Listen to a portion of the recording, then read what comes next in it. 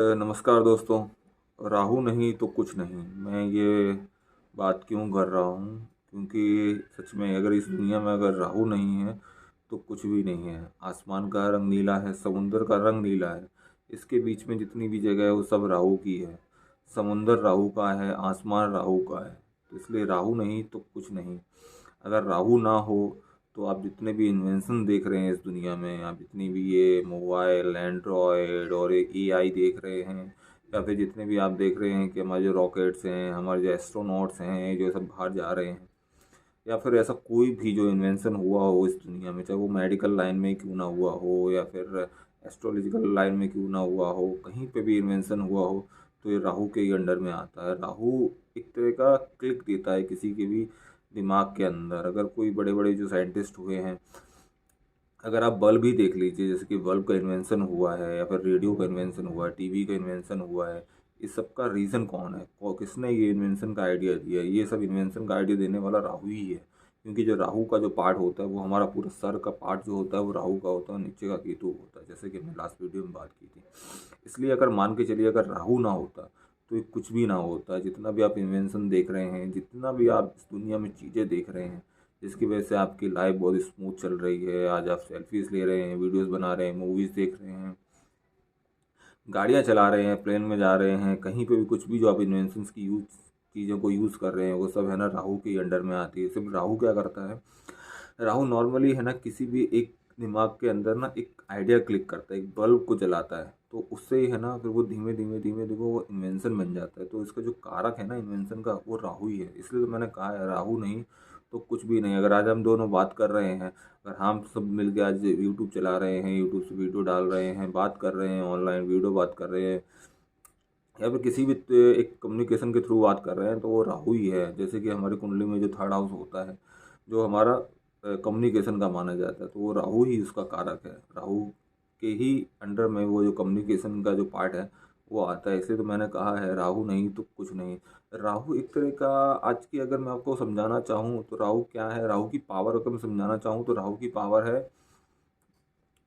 कि जैसे कि आप ने न्यूक्लियर बॉम्ब देखा होगा कि भाई एटम बॉम्ब जो होता है, एटम बॉम्ब जब ब्लास्ट होता है तो कितनी ज़्यादा उसके अंदर एनर्जी रहती है, कितनी ताकत होती है, तो वो राहु ही है। वो राहु की ताकत है उसमें। जो अगर आपने अभी पिक्चर आई थी, आपने बीच में देखा होगा कि एटम बॉम्ब जो साइंटिस्ट ने बनाया था, तो वो जो एटम बनाने का भी जो आइडिया आया कहाँ से आया, वो राहु ही है। और राहु ही ने वो एटम बॉम्ब बनाने का आइडिया दिया था, तो राहु के दिमाग से ही वो एटम बॉम्ब का वो इन्वेंशन हुआ है। लेकिन अगर उसकी एनर्जी को भी हम देखें तो उसी तरह की वो एनर्जी होती है। अगर जब वो किसी प्लेनेट के साथ बैठे, वीनस के साथ, मून के साथ, या कोई भी जो भी स्टार्स हैं उनके साथ अगर बैठे, कोई भी प्लेनेट के साथ बैठे, तो उसकी एनर्जी को वो ब्लास्ट कर देता है। मतलब ब्लास्ट मीन्स और एक्सप्लोर कर देता है, बहुत ज़्यादा मतलब लिमिटलेस है उसकी। कोई हम कैलकुलेशन नहीं कर सकते कि इतने इंटू में इतनी वो पावर बढ़ा देगा। वो लिमिटलेस पावर है, वो कितनी पावर बढ़ा देता है। अब लेकिन अब उसके दो तरीके हैं। दो तरीके क्या हैं कि उसके नेगेटिव तरीके भी हैं और उसके पॉजिटिव तरीके भी हैं। नेगेटिव तरीके में तो आप सब जानते हो, जब नेगेटिव तरीके से आता है तो कुछ भी गलत काम करवाता है। बड़े से बड़ा जो भी जो खूनी है, वो खूनी जो आपने देखे हैं वो सब के सब है ना, आप राहु के अंडर में ही आते हैं। बड़े से बड़े जो स्मगलर्स हैं या फिर बड़े से बड़े वो जो गलत काम करने वाले हैं, वो सब राहु के अंडर में आते हैं। और जितने से जितने बड़े आपने राजनेता देखे हैं, बड़े बड़े जो पोजीशन में बैठे हैं, या फिर जितने जितने बड़े जो गुरुज हुए, वो भी राहु के अंडर आते। तो ये पॉजिटिव साइड हो गई उनकी। तो जो नेगेटिव और पॉजिटिव दोनों तरफ से वो कर सकता है।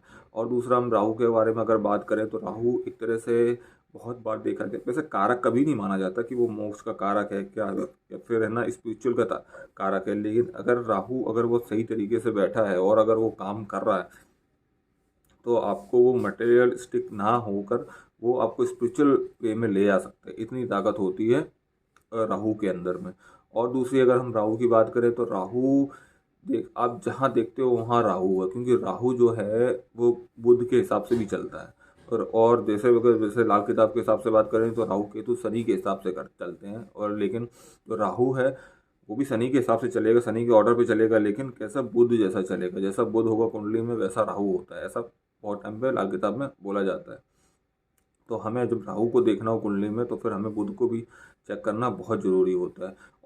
और दूसरी सेकंड पार्ट अगर बात करें कि जैसे कि आपने देखा होगा कि एक कहावत है कि छप्पर फाड़ के धन की वर्षा हो जाती है, छप्पर फाड़ के पैसा मिलता है, तो वो भी सिर्फ राहु की वजह से ही पॉसिबल है। सूर्य के पूरे 9 प्लैनेट्स में बस एक राहु ही है जो किसी भी इंसान को जीरो से लेके ना एक ही रात के अंदर या 2 रात या फिर 10 रातें या फिर आप बोले महीने 2 महीने, वैसे ये तो एक कहावत है कि एक रात में हो गए, लेकिन महीने 2 महीने के अंदर जीरो से लेके ऊपर तक लेके जा सकता है। ये एक कहावत है नॉर्मली, लेकिन इतना जो कम मतलब कहने का मतलब कि कम टाइम पीरियड में उसके कंपेरिजन में बहुत ज़्यादा ऊंचाई तक ले जाने में सिर्फ राहु ही है। अगर जैसे कि चाहें कि आप अगर हम किसी पॉलिटिशियन वाली बात करें कि जो मुख्यमंत्री का उम्मीदवार है वो अपनी तैयारी कर रहा है कि भाई हम मुख्यमंत्री बनेंगे, लेकिन एकदम से जो नॉर्मल छोटा सा कोई कार्यकर्ता है तो पार्टी ने एकदम से उसको कार्यकर्ता से उसको सीधे मुख्यमंत्री बना दिया रातों रात। उसे भी उम्मीद नहीं थी कि मैं मुख्यमंत्री बन पाऊंगा, लेकिन अचानक से अगले दिन पता चलता है कि आप मुख्यमंत्री बनने वाले हो। तो ये क्या है? ये राहु ही है। ये एकदम से सडन जो गेन होते हैं या फिर सडन फॉल डाउन होते हैं वो भी राहु ही होते हैं। अब आपने कुछ जैसे कि हम शेयर मार्केट के बारे में बात करें, उसमें भी सिर्फ राहु का ही सिक्का चलता है और उसमें किसी का सिक्का नहीं चलता। अगर किसी ने कुछ शेयर्स लेके रखे हैं, उसने नॉर्मली सोच के रखा है कि हाँ इतनी ग्रोथ होगी, 2% या फिर 1% ग्रोथ होगी, 10% ग्रोथ होगी, और एकदम से उसको पता चलता है कि 250, 300, 400% ग्रोथ हो गई है 10 या 15 के दिन के अंदर ही अंदर शेयर मार्केट में, तो ये क्या है? ये भी राहु ही है। तो राहु इतना ताकतवर है कि लिमिट लेस है, उसकी कोई लिमिट नहीं है।